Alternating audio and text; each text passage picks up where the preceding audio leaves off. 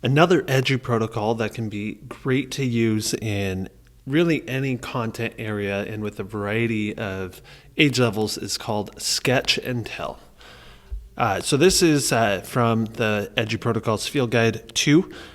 Basically, you're going to have kind of a pair share idea, but students are going to first create a visual and then share that and then come back and kind of summarize some things. So you could give students a template like this, and they're going to have some sort of passage or video that they're going to be watching. And as they're going through this, they're going to, on this left side, they're going to create a visual of the text or the video, something that kind of brings out the main points or ideas or kind of shows their understanding. So they're taking in words from either reading or video, and they're putting it visually, which is encoding it in a different way. Then they're going to take their visuals and share with a partner. So they have to kind of recount what they've read and learned about and what they drew and make those connections using words, which further encodes the learning in the brain. And then finally, they're going to write in a paragraph, an explanatory paragraph, or maybe some sort of diagram or something with words that's going to describe their sketch. So a third form of working through the information. I have some examples right here. I'll link this. This will take you to the template, but let's just take a look right here. So this one is going through Black Death right here in the bubonic plague and how that started. So they've read something either from a textbook, and this person, their sketch, they just use icons from the Noun Project, which is an add-on that you can get for Google Slides.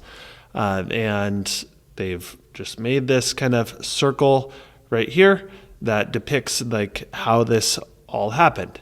And then they talked with a partner and they wrote down this summary paragraph. Here's another one, and this person decided to use physical Play-Doh.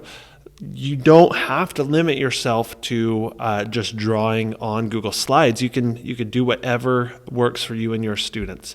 But did a representation of the concept, shared, and then wrote down their summary. This one, it was even a little bit simpler, but still hit that main idea of a sketch and then telling.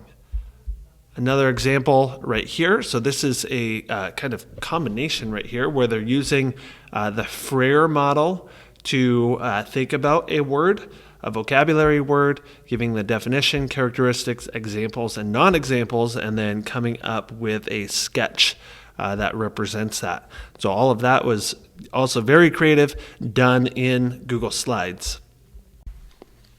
And here's another one where they were learning about 3 different types of erosion right here. And so they had to sketch what gradient, load, and discharge are to give some examples of a bigger one or less, and then wrote over there the definition and their understanding of it. And so we have a couple examples of these from students as well. So it's a great way for them to work through the visual aspect of it and being able to represent a concept visually, but then also share their understanding and learn from another student their understanding and their sketch, and then being able to write about it. So if you go to the Edu Protocol link over here, here's a template that you could use with your students, but you could certainly, especially for littles, do this straight up on paper as well and work your way into a different format.